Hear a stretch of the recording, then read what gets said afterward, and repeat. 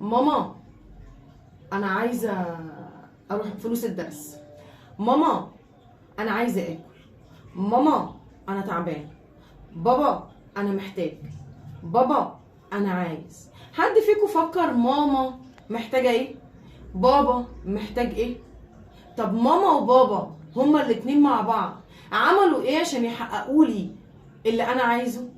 حد فيكم مره فكر ان هو وهو بيتكلم مع ماما وهو بيتكلم مع بابا ان اسلوبه وحش جدا في الكلام، والكلام والاسلوب اللي بيتكلم بيه بيوجعهم، بيزعلهم، بيجرحهم، بس للاسف يا عيني عشان عايزينك اسعد واحد في الدنيا وعشان عايزينك اسعد واحده في الدنيا بيستحملوا وبيكتموا.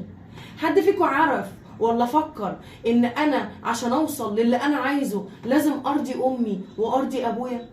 حد عارف ان انا عشان اوصل للي انا عايزه لازم امي امي امي وابويا ابويا ابويا؟ حد عارف ان رضاهم من رضا ربنا، وان لما ربنا بيرضى بيسخر الكون كله ليك وبيخلي الكون كله تحت رجلك؟ انا اللي بطلبه منكم حاجه واحده بس، والنصيحه اللي بنصحها لكم نصيحه واحده بس: امي ابويا رضوهم، شوفوهم زعلانين من ايه.